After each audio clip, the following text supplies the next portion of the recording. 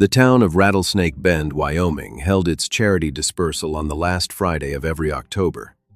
It was not called a charity dispersal because anyone particularly wanted to be charitable. It was called that because the county needed a word for what happened when homesteads failed and left people behind, and charity sounded better than the alternative, which was abandonment, which was what it actually was. Men and women who had come west with nothing and ended up with less were processed through the county office on Elm Street and matched, when possible, with households that could use an extra pair of hands. It was 1878 and October, and the wind off the Laramie Mountains had already begun its serious work, the kind of wind that doesn't ask permission and doesn't apologize. May Sutton stood at the edge of the crowd with her coat buttoned to the throat and no particular plan for the afternoon. She was 31 years old, which in Rattlesnake Bend made her neither young nor old, but something in between that nobody had a comfortable word for. She ran the dry goods store her husband Thomas had built 7 years ago and left to her 3 years ago when he went out to fix a fence line in a coming storm and did not come back. The store was hers. The debt on it was hers. The particular loneliness of sleeping above a shop that smelled like cedar and lamp oil and other people's flour was also hers, though she didn't discuss it. She had come to the county dispersal because she needed thread, and the thread supplier was in the same building, and she had not intended to stop at all. She stopped because of the old man. He was sitting on a bench outside the county office, separate from the small group of people being processed, which told its own story. He was perhaps 70 years old, though the Wyoming sun and wind had a way of adding years to a face that hadn't earned them yet, so he might have been less, very thin. The kind of thin that comes not from appetite but from time, from seasons of not quite enough, from a body that has been working too long on too little. White hair, uncombed but not unkempt, more the hair of a man who has had other things to think about. His hands, resting on his knees, were the hands of someone who had spent 50 years doing physical work, large-knuckled, scarred at the palms, the kind of hands that knew what they were for, even when the rest of him had forgotten.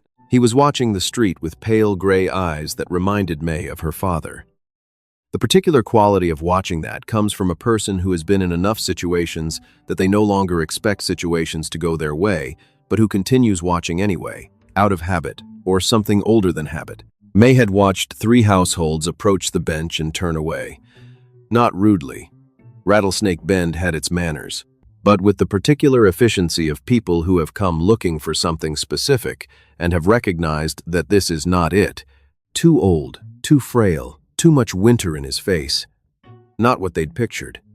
The old man watched each household leave without changing his expression, which was a kind of expression in itself. May was still standing there when the county clerk, a woman named Dora Phelps who wore her efficiency like a piece of clothing, came out of the office and looked at the old man and looked at her ledger and looked at May. "You interested?" Dora said. Not hopefully. More the way a person says something when they are already thinking about the next problem. May looked at the old man. The old man looked at May. "What's his name?" May said. "August," Dora said.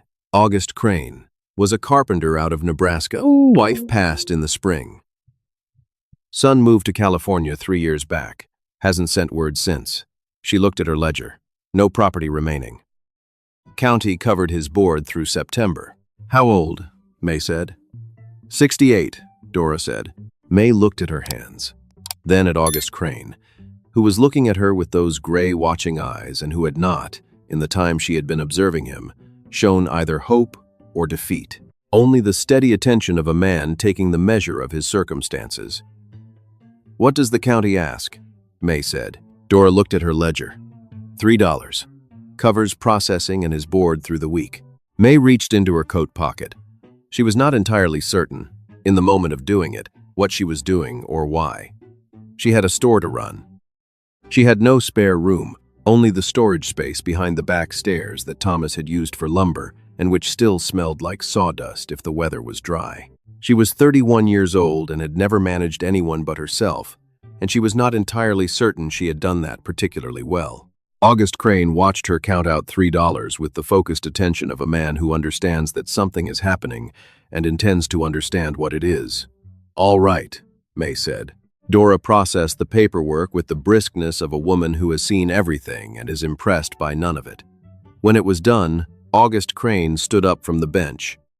He stood carefully, the way a man stands when he is not sure all of his parts will cooperate. But he stood fully, and once standing, he was taller than May had expected. He picked up a cloth bag from beside the bench, it was not a large bag, and looked at her. "I understand you have a store," he said. His voice was measured and dry, with the particular flatness of the Great Plains in it, Nebraska in every syllable. "Dry goods," May said. "On 4th Street. "What do you need done?" he said. "Not gratitude yet. Information first." She found she respected that. "I don't entirely know," she said honestly. "I'll think of something." He looked at her for a moment. "Fair enough," he said. They walked the 4 blocks to the store, May pointing out landmarks that he observed without comment. When she unlocked the front door and he stepped inside, he stood in the middle of the shop and turned slowly, looking at the shelves, the counter, the woodwork on the window frames, the place where a floorboard had begun to separate near the door. "That board wants fixing," he said. "I know," May said. "I've been meaning to." "I'll fix it tomorrow," he said. "If you have nails and a hammer." "I have nails and a hammer." "Then I'll fix it tomorrow," he said, and that was the beginning of it. The back storage room was 6 feet by 9, which was not large but was private, and May cleaned it out in an evening and put Thomas's old rope bed in it, which she had been storing because she could not decide what else to do with it. August Crane moved in with the practicality of a man for whom a 6 by 9 room represented a significant improvement in circumstances. He said thank you once, directly, and did not say it again, which May understood was not ingratitude but the economy of a man who means it when he says things and therefore doesn't repeat them. He fixed the floorboard the next morning before she opened the shop. He fixed it well.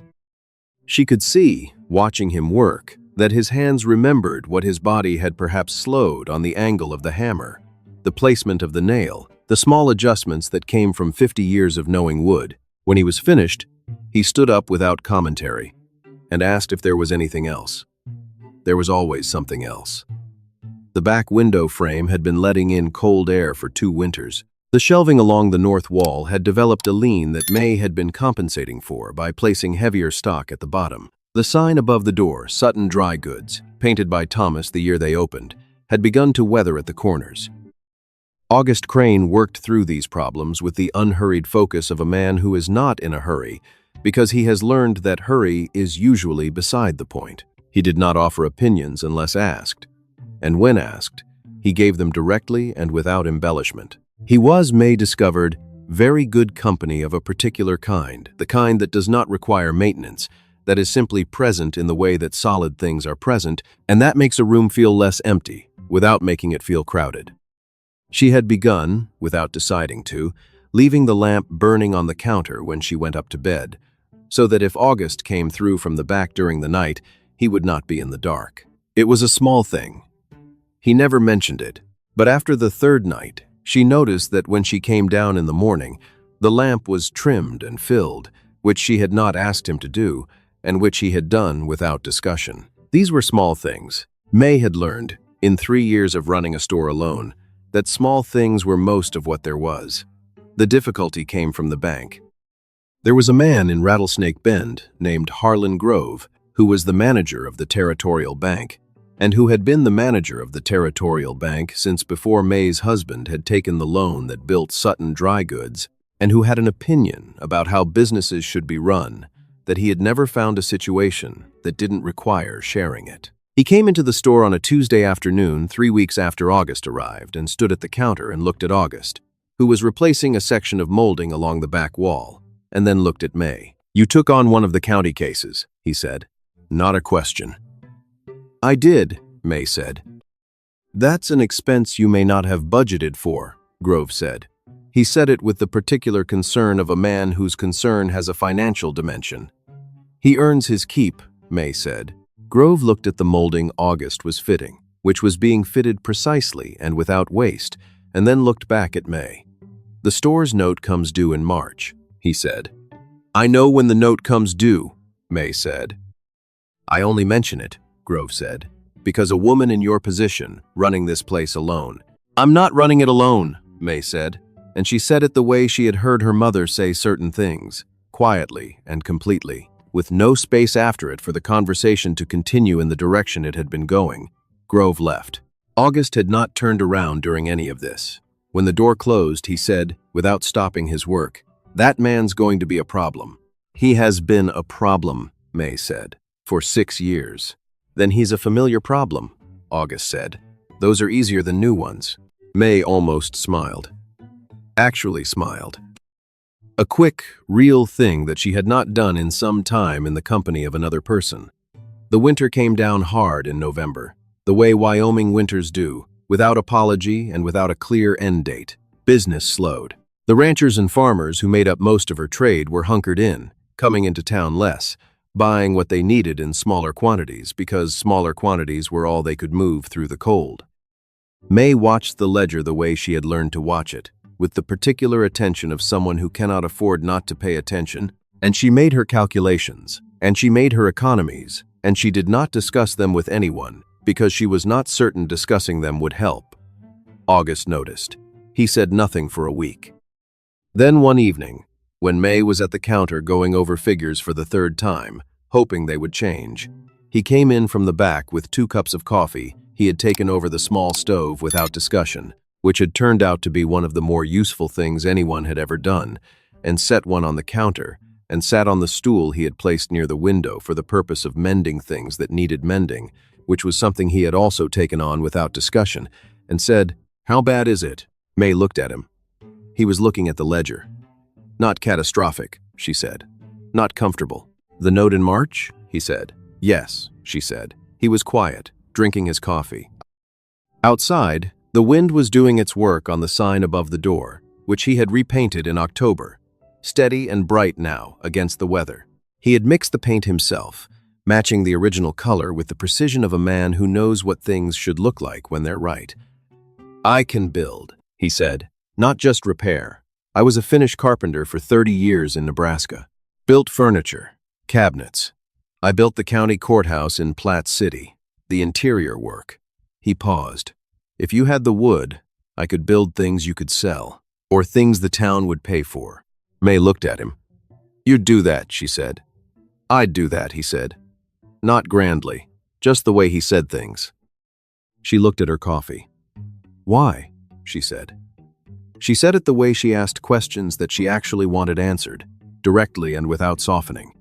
He thought about it. He was a man who thought before he answered, which she had come to understand was not slowness, but seriousness. "Because you didn't have to stop," he said. "At the county office, you didn't have to. Neither did you," she said, not quite understanding what she meant by it until she heard herself say it. "Have to be worth stopping for." He looked at her. Something moved in those gray eyes, brief and not repeated. "My wife said that to me once," he said, not in those words. "What happened to her?" May said. She already knew the county's version. She wanted his. 41 years, he said. "We came west together in 1837, before Wyoming was called Wyoming. She was from Ohio. Never complained about the cold, even when the cold was something worth complaining about. She died in April. There was nothing." He stopped. "There was nothing anybody could have done differently. That was the worst of it. No mistake to find." May was quiet. After a moment, she said, "Thomas went out in a storm to fix a fence." "How long ago?" August said, 3 years this January." "Young man," he said. 34, she said. "That's young," he said, simply as a statement of fact, not a performance of sympathy. "Yes," she said. It was. They drank their coffee. The wind worked on the sign. The lamp between them was steady. "I had a daughter," August said. He said it the way he said everything, directly. But there was something underneath it that was not underneath most of what he said. "She died when she was 7. Fever, before we came west." He paused. "She would have been, by now, about your age." May looked at him. 31 in February, he said. "If she had lived." May set her coffee cup down on the counter very carefully. "I turned 31 in February. she said. August looked at her. His gray eyes were steady and did not flinch and did not look away. "I know," he said quietly. Dora Phelps puts the birthday notices in the county register. They sat with that for a moment.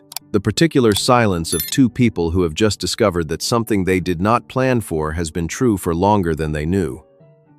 "I'm not her," May said, not defensively. She wanted that to be clear. "No," August said. "You're not. You're who you are." He looked at the ledger on the counter. "Someone who checks her figures 3 times and still doesn't like them." May looked at the ledger. Then she looked at him. "Will you tell me about her?" she said. "Your daughter." "If you want," he said. "I want," she said. He told her. Not everything, but the honest shape of it.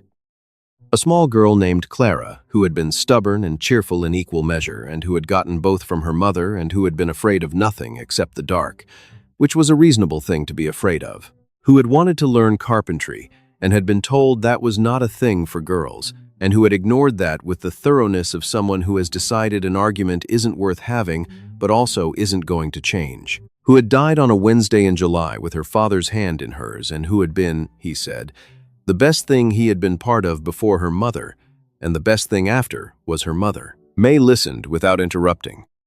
When he was done, she was quiet for a moment.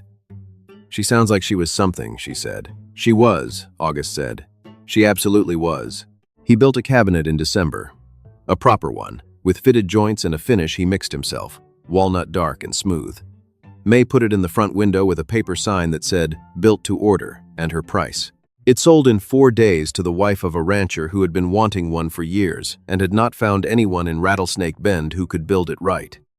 Word moved the way word moves in small towns, which is quickly and with embellishment, and by January, August Crane had 3 orders for furniture and 1 commission from the Presbyterian Church for new pew ends, which was not nothing. Harlan Grove came back to the store in February and stood at the counter and looked at the space where the front cabinet had been, and at the workshop area August had organized in the back, visible through the open storeroom door, and at May, and at his own thoughts, and apparently decided against saying whatever he had come to say. He bought a spool of wire and left. The note came due in March. May paid it. She paid it with the furniture commissions and the church work, and the winter's careful economies, and a sum she did not discuss with anyone that represented the exact amount she had needed, and not had until she did. She went to the bank on a Thursday morning, and she paid it, and Harlan Grove stamped the ledger with an expression that suggested he had expected to need a different stamp and was not sure how to feel about being wrong. She walked back to the store in the March wind, which was already losing its worst edge, the first suggestion of a spring that Wyoming always made you earn, and she came through the front door and August was at the counter fitting a drawer pull on a small chest he had been commissioned for, and he looked up. "Done?" he said. "Done," she said. He looked at the drawer pull and fitted it with one final adjustment. "Good," he said.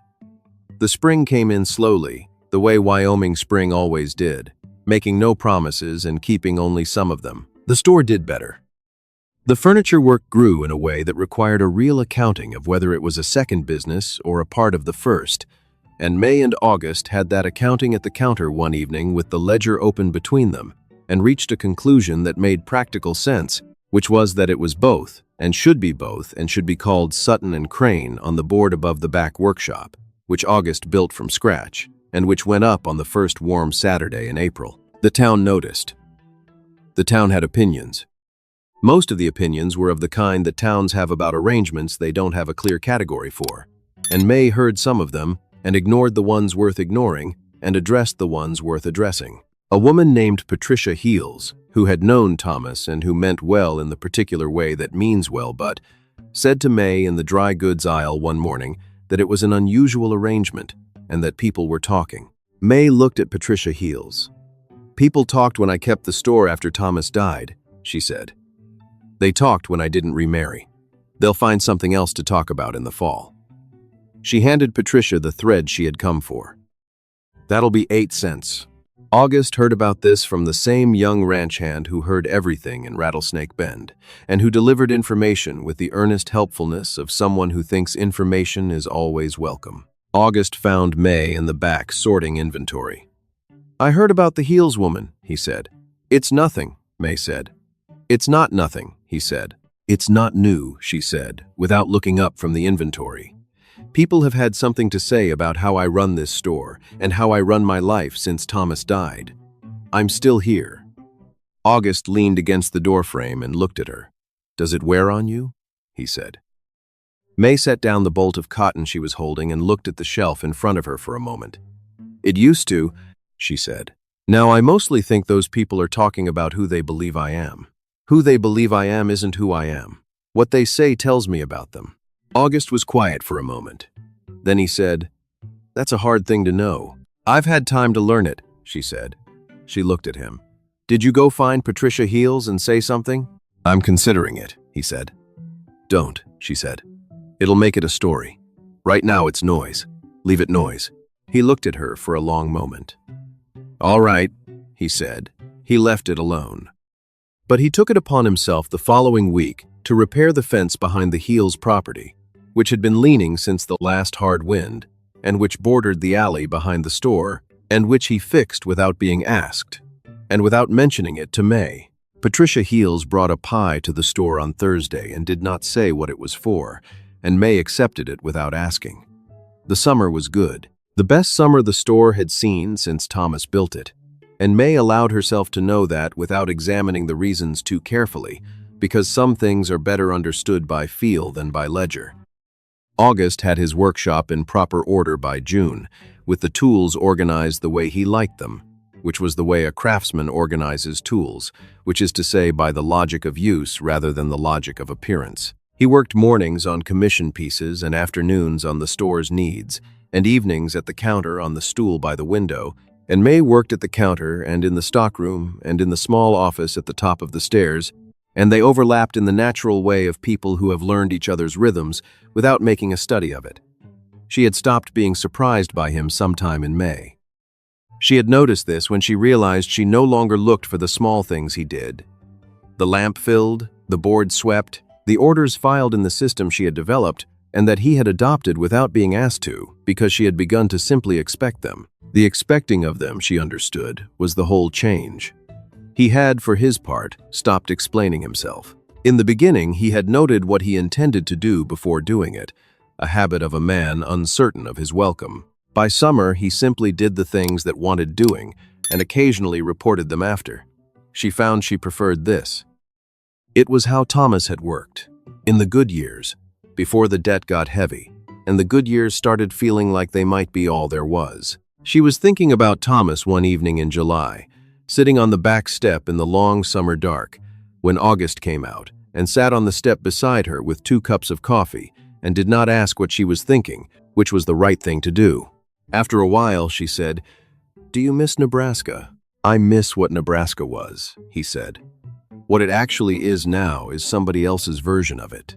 May looked at the sky, which was wide and very clear. "Do you think your son will write?" "No," August said, not bitterly, honestly. "I'm sorry," she said. "He made his choices," August said. "I made mine. Mine brought me here." He looked at his coffee.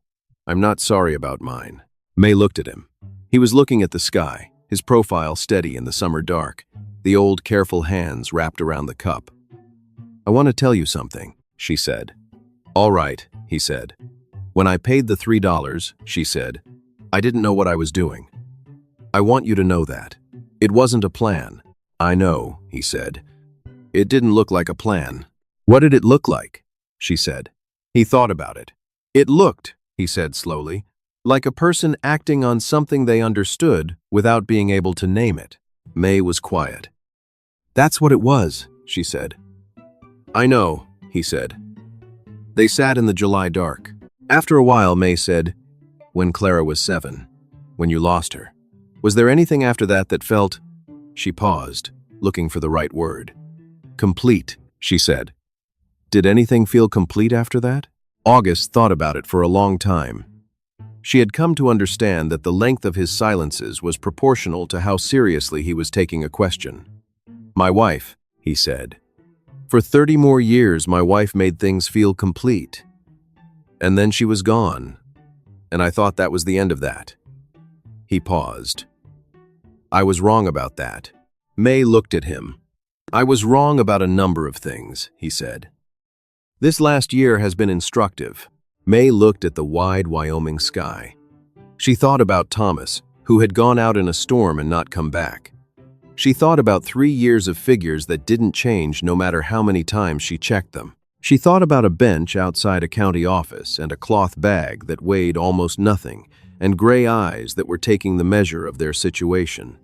I was thinking, she said, that if you wanted, the storage room isn't the right arrangement anymore. There's the room at the end of the upstairs hall. It's larger. It has a window that faces south. August looked at her. That's the better room, he said. It is, she said. It's been empty since Thomas. I've been keeping some boxes in it. I can move boxes, he said. I know you can, she said. They sat for another moment in the good summer dark. May, he said. August, she said. I'm glad you stopped, he said. She looked at the sky. The stars were thick and close the way they only get in Wyoming in July, when the air has dried out and the altitude does what altitude does to the distance between a person and everything above them. So am I, she said. Every day. August Crane moved into the south-facing room the following Saturday. Clara Webb, who was not Clara, but who May had begun, privately, to think of when she looked at the way August worked, the focused patience of someone who builds things to last would have approved of the window. It faced the right direction. The morning light came in clean and early, and lit the grain of the workbench August built himself and placed against the wall, where he kept the small tools he used for fine work, the chisels and the gauges and the fine-tooth saw, all of them organized by the logic of use. The sign above the workshop door said Sutton and Crane through the following decade. The store did well. The furniture work did better.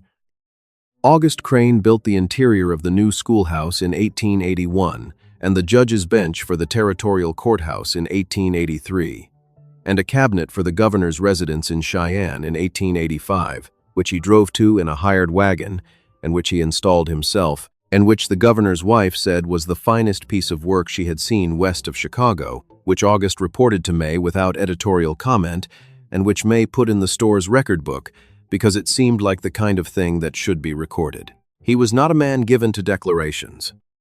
He had said what needed saying on a July evening, on a back step with coffee going cold in 2 cups, and he had not found it necessary to add to it. But he showed up every morning, and he did the work, and he came in at the end of the day to the store where a woman had saved him the seat by the south window, and eventually that seat and the saving of it became something he had not expected to find again after Nebraska, after Clara, after his wife, after all of it. A place where he was not the last one on the bench. A place where someone had stopped. On the evening of August Crane's 75th birthday, a fall evening, the Wyoming aspens gone yellow on the hillsides, Rattlesnake Bend laid out below the store window in the long amber light. May came into the workshop and stood in the doorway. I want to ask you something, she said. Ask, he said, setting down the chisel. Are you glad, she said, that I stopped? He looked at her. The same woman he had watched walk up to a county clerk on a cold October morning with $3 and no particular plan, and who had not stopped doing things without a particular plan since, which had turned out to be one of her best qualities. Every day, he said. Every single one. She nodded. The nod of a woman who has received information she already knew but wanted to hear said aloud, in that dry Nebraska voice, on that fall evening, in that room that smelled like sawdust and lamp oil, and the particular good smell of a place where work gets done. Then she went back to the counter and August Crane picked up his chisel and went back to the cabinet he was building. And the Wyoming evening came down slow and gold over Rattlesnake Bend. And somewhere in the county ledger in Dora Phelps's careful handwriting was the record of $3 paid and 1 name transferred, and the whole long good thing that $3 had bought. Not a burden, not a charity case. A person who had been the last one on a bench on a cold Friday in October and who had found, for $3, someone who was looking without knowing what they were looking for. The best $3 May Sutton ever spent. Sometimes the most important thing we do happens when we aren't planning anything at all, when we simply stop, look at someone the world has walked past, and act on something we understand before we can name it. May didn't save August. August didn't save May. They just stopped turning away from each other. And in that small, unplanned stopping, they both found their way back to something whole. A small note for you. This story was created and fictionalized by AI, crafted to bring you a moment of warmth and entertainment, and to leave behind a little something worth carrying into your day.